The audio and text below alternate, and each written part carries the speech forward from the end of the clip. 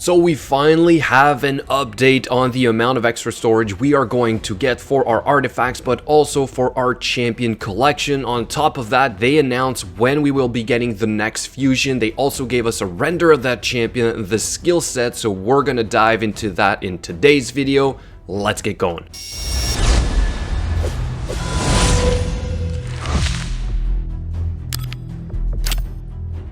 So here's the announcement, let's break it down. In patch 3.2, we'll increase champion collection from 200 to 300 slots and artifact and accessory storage from 700 to 1000 slots. This is pretty good, I think.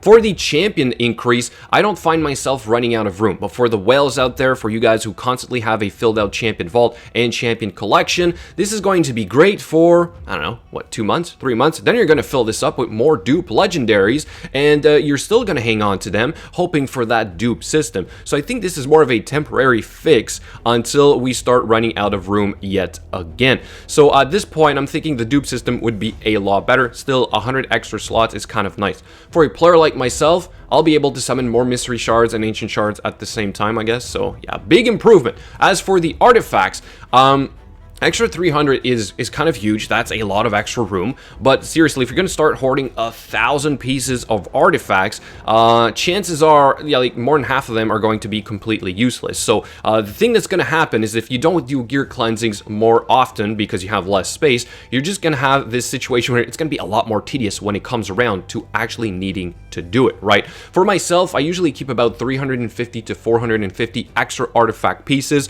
The rest I get rid of. If you look at the total gear on my account, it's about 862 combined with what I'm hoarding and what I have equipped on my champions. So again, an extra 300 here. I feel it's just going to add a little bit more clutter. Still, for some of you guys, this might be a very nice little quality of life improvement. Then they talk about this Thursday, we'll launch a Champions Fragment event with the new champion, Iron Brago, which is an Orcs legendary defense type, which is always nice, spirit affinity. And they're saying as Orcs faction is a lacking defense champions, Iron Brago is aimed to fill in this spot and help completing faction wars crit.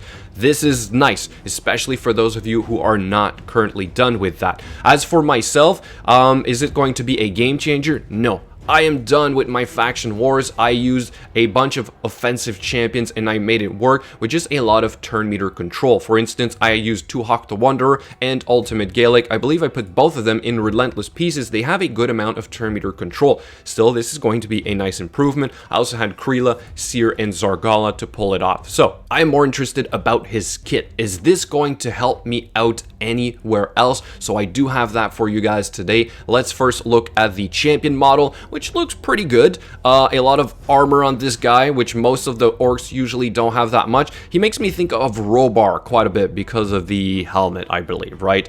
And so here's the skill set of this champion. That is what we really want to see. Is this good or not? Alright, let me put this a little bit bigger for you guys, and here we go. So, A1, Molten Pummeling. Attacks one enemy, has a 20% chance of decreasing the duration of all buffs by 1 turn. Pretty useful, but how far is this going to be booked? Maybe 50%? Alright, Fearless Charge for the A2 places a 60% increased defense buff on all allies for 3 turns. This is good with a Seer, number 1 already, so I kind of like that. Then attacks one enemy. Okay, has a 75% chance of placing a stun debuff for 1 turn. Can this be booked to a 100% chance? That's my question. A guaranteed stun is always nice. As a 75% chance of placing a stun debuff for 2 turns instead, if the target is under 2 or more buffs. Okay, so conditional, I would probably just assume that this is going to be a 75% for a 1 turn most of the time. Again, this is going to be very hard to proc on, let's say, auto, right? And the end game is usually about coming up with, let's say, an auto team. So still, I'm eager to see how we can book this for it to be better. But this right away is no good for, let's say, the clan boss, right? Might be good for some dungeons, but certainly doesn't look like this champion will be used against the clan boss. Then for the A3, we have Battle Storm. Attacks all enemies. Has a 50% chance of placing a provoke debuff for 1 turn. Okay, so AoE provoke, that is always nice, but because it's 50%, I'm thinking we will not be able to book this to a 100% chance.